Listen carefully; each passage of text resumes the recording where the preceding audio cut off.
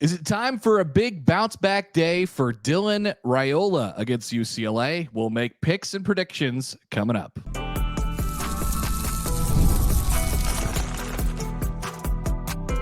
You are Locked On Nebraska, your daily Nebraska Cornhuskers podcast, part of the Locked On Podcast Network, your team every day. Good morning. Happy Friday. And thanks for making Locked On Nebraska your first listen today and every day. We are free and available wherever you get your podcasts and on YouTube, part of the Locked On Podcast Network, your team every day. And today's episode is brought to you by FanDuel. You can start the season with a big return on FanDuel. New customers can place a $5 bet and you'll get started with $150 in bonus bets if your first $5 bet wins. You can visit FanDuel.com today to get started.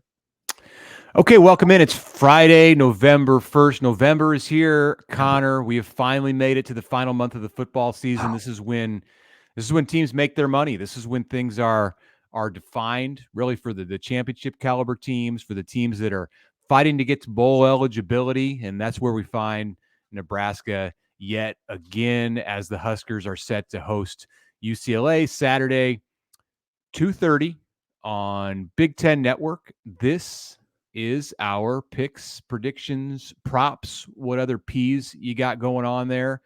This is that show at the end of our week. So Mitch, I got a quick stat for you right off the rip here. So I was thinking about it last night.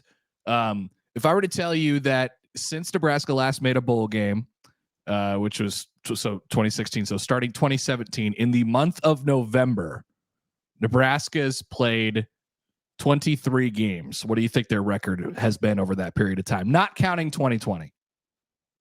Okay, not counting, because that wasn't really the end of the season. Yeah. 17, 18, 19, 21, 22, 23, 6 years, 20, 23.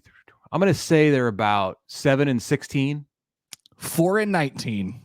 It was even worse than I thought, and I wasn't thinking good. You know what Nebraska's record is, Connor, and this is in a story that I have up on The Athletic this morning, Friday morning, about the bowl drought. You know what Nebraska's record is in games when it has had an opportunity to get bowl eligible? Since they last went to a bowl? Nebraska's last sixth win of the year, Nebraska's last win in this situation when it had played a game with 5 wins, was at Indiana on October 10th, 2016. So I'm going to say since then, yeah, they were 0-4 last year, so probably 0-6. 0-7. 0-7. And you include 0-2 this year. So right. Scott Frost played one game, coached one game with Nebraska in all of his time when the Huskers had a chance to get bowl eligible, and that was a 31-28 loss in 2019 at Iowa. Yep.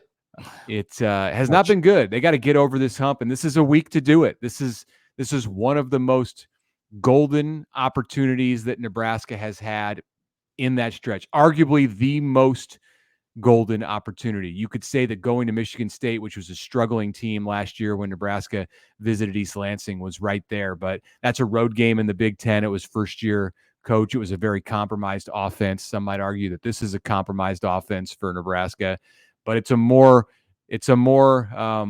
capable offense than the one from a year ago for sure. And the Huskers are at home. So speaking of that, let's get into our picks. We've got over-unders to start with today.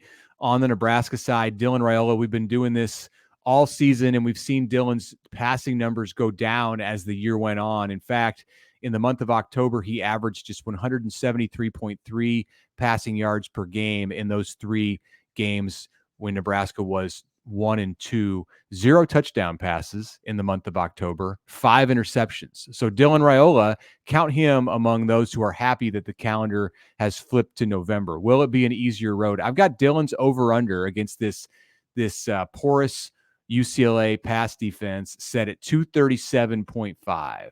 Yeah, every stat you look at would tell you that this is a huge opportunity for Dylan Raiola specifically, Nebraska's passing offense, and the ability for them to throw it down the field a little bit. I think they can get some of these things going. So I'm going to go over.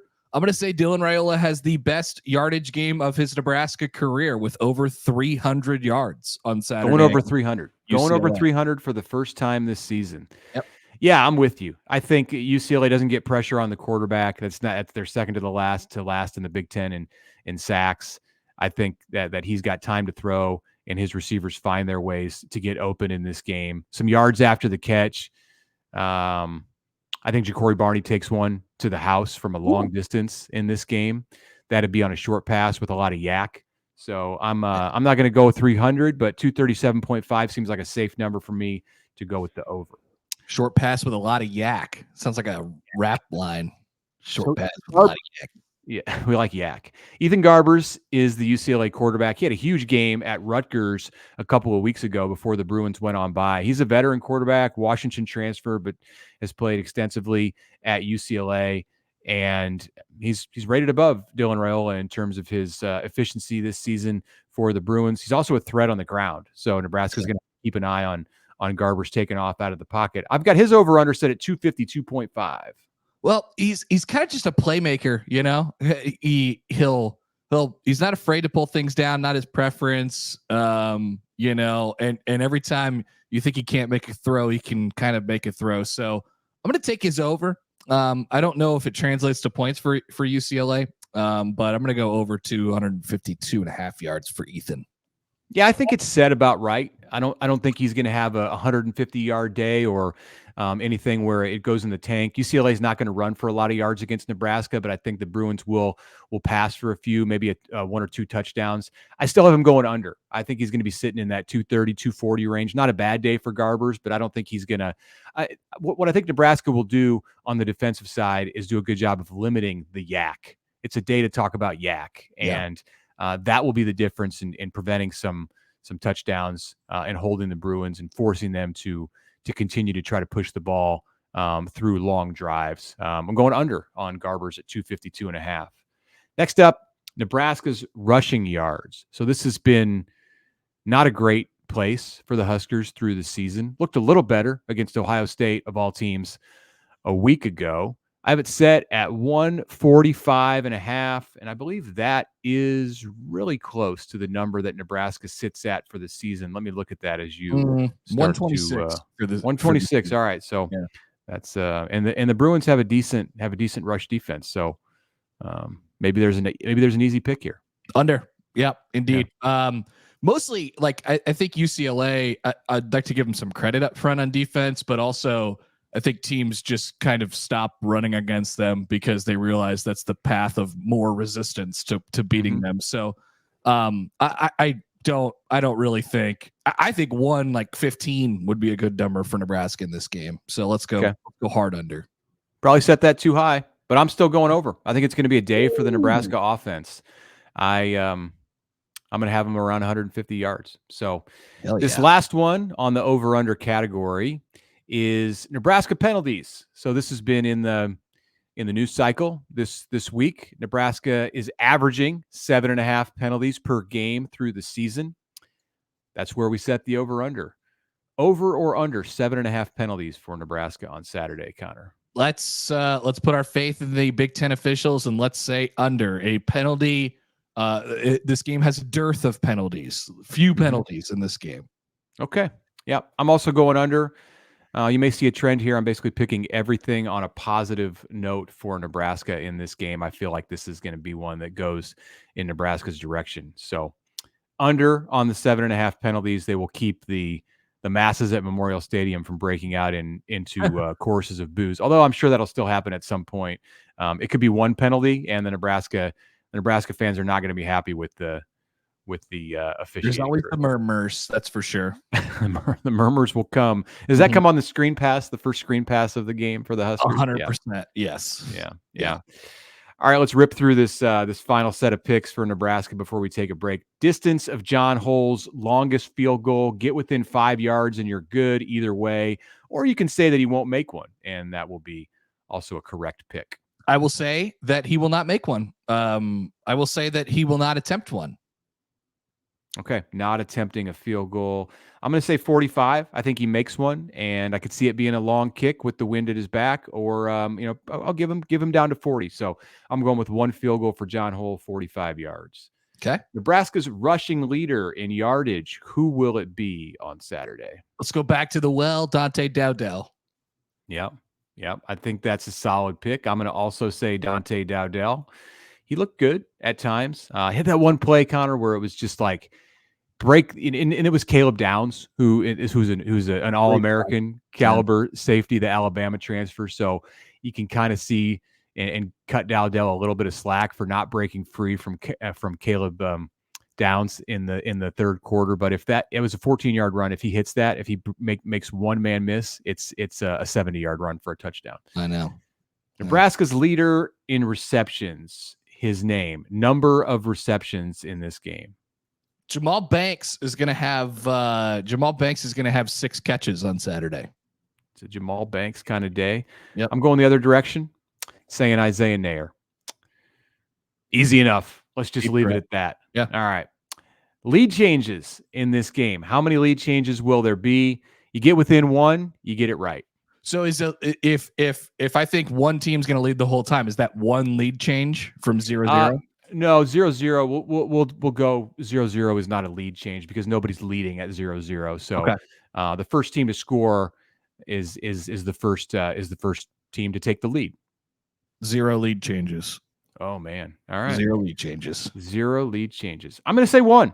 I think UCLA is going to take a brief lead in this game, and Nebraska will flip it and stay in front. An instance of panic at Memorial Stadium, potentially. I mean, if it's 3-0, maybe that's panic. Maybe that's not. Maybe Nebraska fans are confident, but we'll see. I think it kind of just depends on how things look early on. But 1 lead change is what I've got, which also allows me to be able to tap into the 0. I still win if it's 0 because it's within 1. So yeah, bad play by me. Maybe a bit of strategy for me on that one. Yeah. All right. Here's the game. UCLA is a 6.5-point underdog against Nebraska at Memorial Stadium. Temps in the low 50s, not too windy. Chill in the air on a November day, maybe overcast skies. Possibility of a little bit of rain or maybe a lot of rain. We'll see. Yeah. Nebraska wins this game by a very unflattering score. But a win is a win, and they get to bowl eligibility 21-14. So they cover, but obviously, by the hook there. So 21-14. Yep. I'm saying 31-17. That's a field goal from John Hull. I said 45 yards on that. 4 touchdowns for Nebraska. Defense and Tony White against his alma mater have a decent day.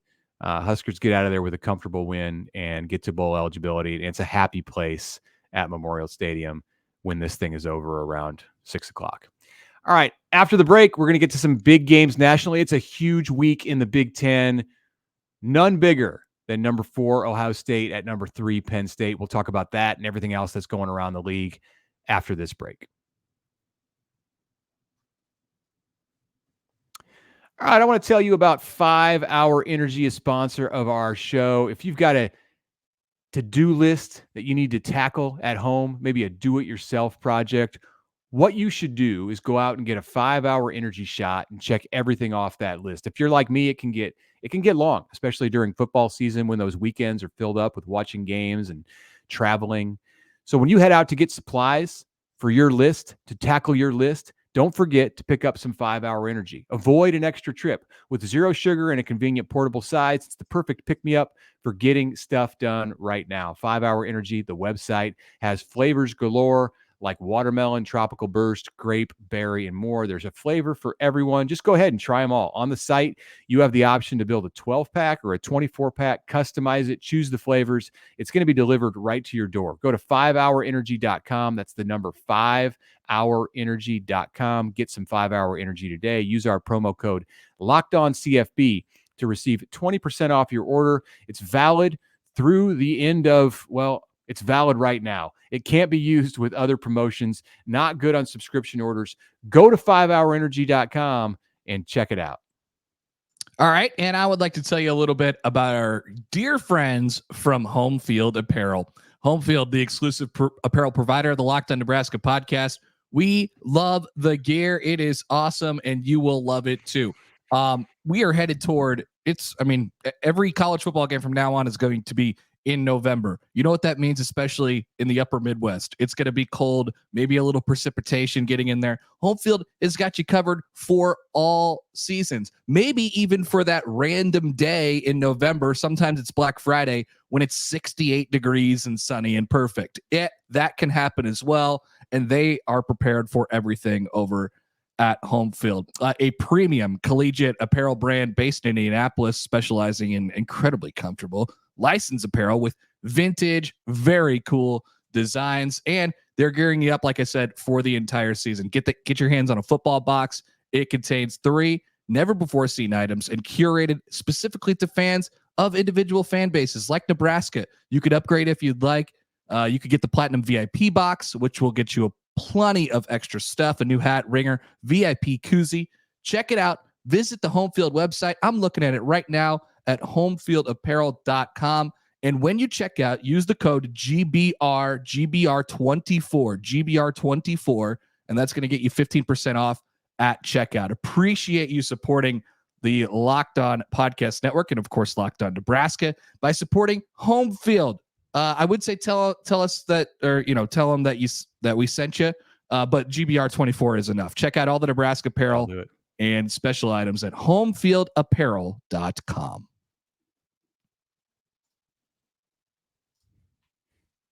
All right, here we go. A big week, Mitch, in the Big Ten Conference. This was the week that there was a debate about from the television networks at the beginning of the season because there's such big games. It looks a little different now. There's one game that stands out above the rest. Yes, it looks a little different now for a couple reasons, and we may talk about that here during this segment. Well, let's start with the big one. Big dude Fox, Gus Johnson, Joel Klatt, and the All-American Kenny Taft. Ohio State is a 3.5-point favorite at Penn State. Is it finally Penn State's time to get over that hump, beat Ohio State, and really cause chaos in the Big Ten Conference? I'm trying not to be a prisoner of the moment here and think about the Ohio State team that I saw last week, but maybe that's not even what's happening on. Maybe that's not even what's going on here. Maybe I just feel this is the year for Penn State. They got the 109,000 strong going in Happy Valley. I'm taking the Penn State Nittany Lions to win this game outright, cover the spread, obviously, with Ohio State being a 3.5-point favorite. Penn State wins, Penn State covers. I could see it. I just don't trust Penn State in these environments, and Ohio State, they've lost in an environment like this earlier in the season. So 2 really tough road games for them at Oregon and at Penn State this year. It's very difficult. And I would say that, like, the big matchup, Penn State always has an incredible pass rush against Ohio State, which got, beat pretty good last week because they're missing their regular left tackle and they're not sure what they're going to do with that spot. I'm still going to go with the old guard. I'm going to take Ohio State in this to cover and win and give Penn State their first loss of the season. I'll say it with this caveat. Ohio State still makes the college football playoff as a 2-loss team, and the Buckeye fans are just so ready to be done with Ryan Day that it's not even comical. Yeah, you're going to make the college football playoff and get fired in the meantime, maybe. Number 1, Oregon is, people forget they're in the Big Ten. They go to the Big House this weekend to take on Michigan. What a helmet game. What a brand game. Great. This is 2:30 on CBS this week, but Oregon is a 2-touchdown and a hook favorite at defending national champion Michigan. Wow. Who could have seen this spread? Maybe you saw it with the way things were trending in Jim Harbaugh's world, but that's a big number. I like Michigan to cover this spread. I think Oregon's going to win. I think Oregon's going to win comfortably, but I like Michigan to stay within 14 points. I just don't know where the offense is going to come from, Mitch, and how they can keep up. Yeah, I could guarantee you that Oregon's going to be good for more than 15 points in this game. So I don't know. Like I could see something in the neighborhood of like 31-7 or something like that. I think Oregon crushes. Texas did it. Yeah, right. I think Oregon smashes them and silences the Big House. What's their? Are they? Michigan is what, 5-3 right now? on the season. I don't like. Yes, we need to 5-3 about them and where they're going to go to a bowl this year. They still have a matchup with Ohio State and Indiana. Yeah, so interesting. All right. Speaking of, the Hoosiers are 7.5-point favorites on the road at Michigan State. This is definitely one of the more watchable games of the Big Ten this week. Wouldn't have called that before the season. This game will be exclusively streamed on Peacock at the same time as Nebraska's playing. So nobody who's listening to this podcast will be watching this game. But I will be watching. I'm going to have my iPad in the press box. I'll be watching. Okay. There you go. What do you think? Indiana. I'm just not going to doubt them anymore. Not going to doubt them. I might pick them to beat Ohio State. They're going to the playoff. Curtis Rourke coming back at QB. The thumb has been fixed. Indiana's going to go in there and win by double digits. We are zagging. I'm zagging your picks today. I'm going to keep doubting Indiana. Give me Michigan State and Mitch. I'm going to give you a little. Wouldn't be surprised if Michigan State won. You're not going the full on prediction. All right. That's not all the way, but give me Michigan State to cover the 7.5. I think it's scary for Indiana. Okay.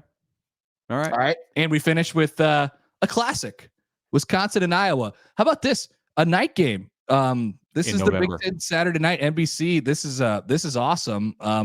This game formerly would have been for the Big Ten West, but the Big Ten West is dead now. Iowa is a 3.5-point favorite in this game at Kinnick. Yeah, I like the Hawks. Played well last week. Wisconsin looked good for a half against Penn State. I start to wonder about the Badgers' resolve as they go down the stretch and play these physical teams. The same situation came up a year ago where it looked like Wisconsin was going to be left for dead on the side of the road, and they had a second wind in them in November and showed it against Nebraska in that game at Camp Randall. But I think Iowa is good enough and complete enough. Maybe not a total offensive performance, but Iowa wins the game. I will say that Iowa wins by 7 to 8 points. Yeah, I just think in this game I'm getting too many points. So like we're looking at a 1, 2, or 3-point game, I think, between these two teams. All right. Give me the Badgers. I'm on the opposite side of every single one of your picks this week. This is awesome. I love that. So we're going to see some movement, or we won't, or we'll both go 2-2, which I'm sure will actually be the case. Give me the Badgers. They can run it. Tawi Walker has been a revelation for them. Obviously Iowa can as well.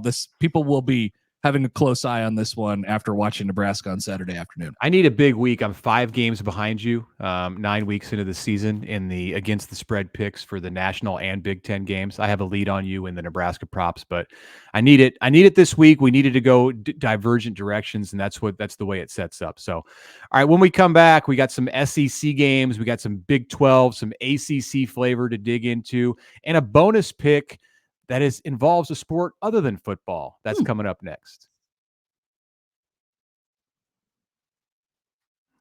All right. Wow. What a perfectly placed time to talk about the FanDuel Sportsbook, America's #1 sportsbook, because it's our pick show. You can even take some of these games and send them right on over to the FanDuel Sportsbook, where new customers can bet $5 and get $150 in bonus bets if you win that first bet. The FanDuel Sportsbook gives you everything you need to place live bets, whether it be on the NFL or in college football. So when you get that hunch in the middle of the game, you could check out the latest live stats, view live play-by-play, and so much more right on that same page where you place your bets. All you have to do is head to FanDuel.com to join today. Once again, new customers are getting started with $150 in bonus bets if you win your first $5 bet.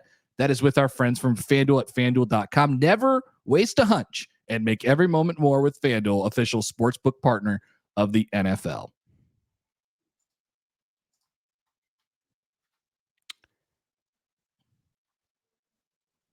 And we are back on this Friday, first Friday of November. Can you believe it's going to be Thanksgiving before we know it, Connor? No, that doesn't seem right to me. The football season is, 2/3 over at this point? It's very sad. It's like the very cliche thing to go when you get past Halloween. And my daughter put up a Christmas tree in her bedroom last night. I'm totally against this idea, but she's way into it. So I said, go ahead and go for it. Dug it out of the storage and basement, and just it's not on display anywhere in like main areas of our house. But if she's into that, then great. That's a good trade-off, though. Like it's just Christmas in her room. That's it's not Christmas everywhere else. It's just Christmas there.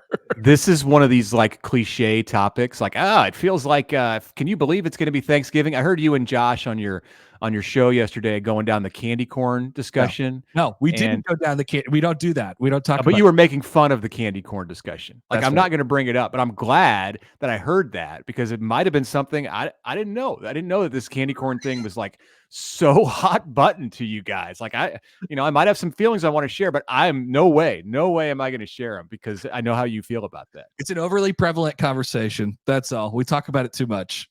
Yeah, no, I can totally understand that. All right, let's get on to the national picks here in week 10. An interesting one to start off with.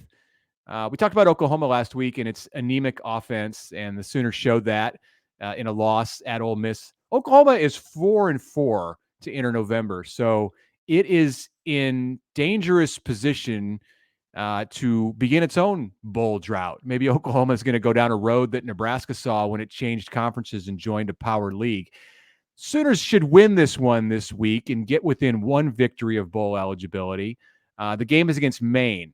Both teams 4-4. Maine is a 34.5-point underdog in this game at 130 on ESPN Plus. So do you trust Oklahoma to score 35 points? Can Oklahoma cover a huge line? What a perfect time to get your first Citadel game if you're Oklahoma. Man, great time. It's comes in the form of Maine. I will say that Oklahoma just pours it on and scores points for the first time really all year and beats the living hell out of Maine. Yep. I'm saying the same thing. It's a get well day for the Sooners. Jackson Arnold has a big day. Although I don't know that Oklahoma fans are going to be all that happy with a 35 to 40 point win against Maine. They've got to do it against the SEC, and they've not been able to do that so far this year. All right, we move on just to the east of us in lovely Ames, Iowa. Texas Tech is coming in. The Red Raiders are 5-3 for this game, 2:30 Saturday on ESPN. Iowa State is 7-0. The Cyclones barreling toward a potential college football playoff berth if they're able to win a Big 12 championship or even maybe finish as a one-loss Big 12 runner-up. We'll see. 13.5-point favorite for Matt Campbell's team. That's the line. Do we like Texas Tech to be able to come in and win this thing or keep it close? Keep it close is my answer there. So I am going to take Texas Tech. I do feel a little bit of FOMO watching this whole Big 12 thing play out around us. I mean, the Big 12 is so weird now. BYU and Iowa State are undefeated. You still got K-State kind of lurking. Colorado is weirdly lurking in the Big 12, although they need some help. Off this week. Yep. Yeah, it's odd, but I'll take Texas Tech to cover the 2 touchdowns. I like it too. I think this thing's going to go down to the wire. We saw UCF push Iowa State a couple of weeks ago. In fact, UCF should have won the game. It dropped the ball. One of its receivers dropped the ball on purpose, running into the end zone, and that cost the Knights a touchdown. Iowa State pulled it out at the end. So I think they're living on borrowed time just a bit. And the Cyclones are one of those teams, not like Indiana, that's just rolling along through an undefeated season. They're a team that's going to have a trip here, and it might happen this week. I'm also on upset alert on this one. I think it's a game to watch. It could happen. I'm not going to say it is going to happen. Actually, I will. I'll just say it's going to happen. Texas Tech goes into Ames and beats Iowa State, obviously covers the spread. I like the Red Raiders and Joey McGuire. It'll be a celebratory day if Matt Rule and Joey McGuire get to bowl eligibility at the same time. Maybe they'll get on the phone and have a toast. That would be nice. They are friends, if you're not aware. They are. Florida. You hear Florida, you hear Billy Napier. You think this guy's on the hot seat. Like, it's a foregone conclusion he's getting fired. Don't get them confused with Florida State, which is having just an awful, awful season. Florida's actually kind of doing okay. Won 3 of its last 4 games. Not a great record. 4-3. Got a tough road in the month of November. Do the Gators, and none tougher than this. Going into Athens, Georgia, number 2 Georgia Florida's a 14.5-point underdog. This one's 2:30 p.m. on ABC, but don't sleep on the Gators. They're not as bad as you might think. This is perfect. I love this. Florida, like we've seen this story many times played out at Nebraska over the last 10 years. You just start to feel really good about yourself. You feel as if there's steady feet under you, and then there's the big dog at the end of the tunnel.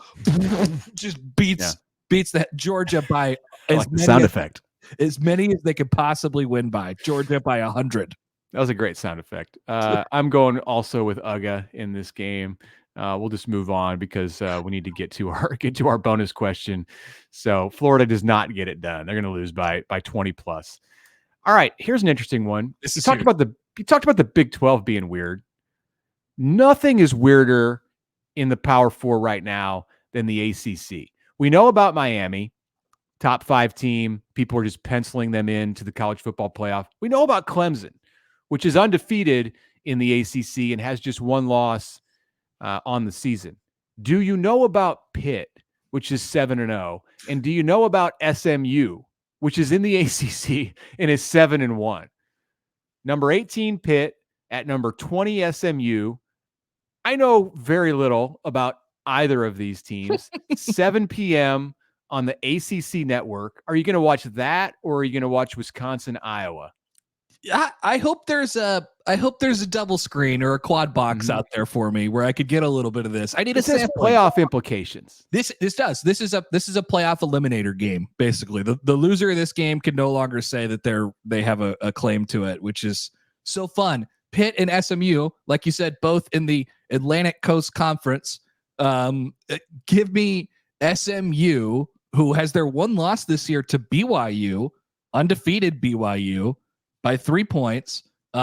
Pitt is undefeated. This is awesome. Like, give me undefeated. Pitt SM. Well, yeah, BYU's undefeated.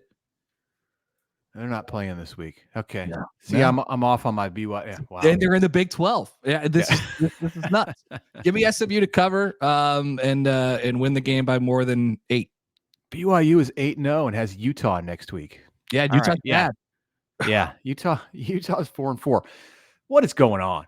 I may not have mentioned when I was introducing this game that SMU is a 7.5-point favorite, and you took SMU. Sorry, I was flabbergasted there for a moment. I'm just going to take Pitt. I think Pitt. I'm not going to take them to win, but I think Pitt is vastly being disrespected here. Pitt's 7-0, and you're making them more than a touchdown favorite at SMU, which is in its first year as a power conference team. No, I like Pitt to be able to cover this spread. Okay. Wow. All right. Bonus pick for us. I got the bonus pick right last week. That was about John Hole. Was it about John Hole? Let's see here in my trusty notebook. The bonus pick last week.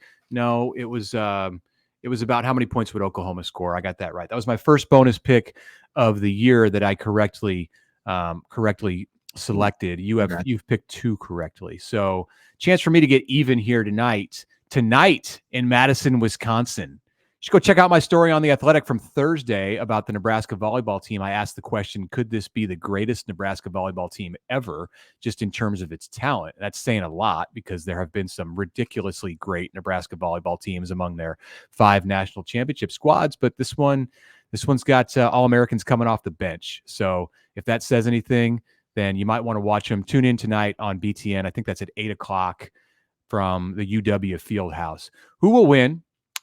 And in how many sets? That's the question here. That's our bonus pick on this Friday. All right. So Wisconsin has 4 losses this year, but they're all to the familiar foes, the Louisvilles, the Stanfords, like big time programs, and all pretty early. And it hasn't been in a long time. So it's cool how it works in volleyball where all those teams will play each other in the non-conference and then they'll go off into their conferences and they'll go undefeated in their conferences for the entire year.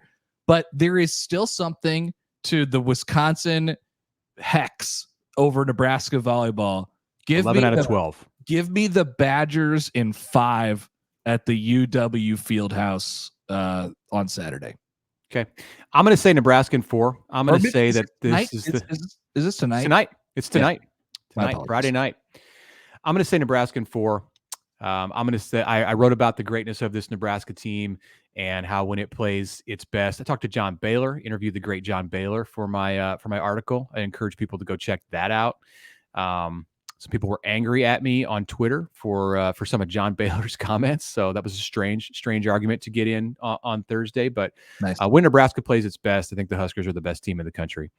And sorry, I'm disrespecting Pitt now in volleyball, and we disrespected them in football in a moment ago. So, ouch! Send this to the Locked On Pitt guy. Right. Nebraska in 4. That's my pick. That's it. Hey, that is it. Let's send you off for the weekend. We'll likely be back for a reaction show. I say likely because there's no guarantees in this world. That is it for us. And we appreciate you making this your first listen. We have your second listen all lined up for you. All of the games and all of the action previewed with Spencer McLaughlin on the Locked On College Football Podcast this week. You can find the link to that show in the description of this one, so you don't need to search. That's all part of the Locked On Podcast Network, your team every day.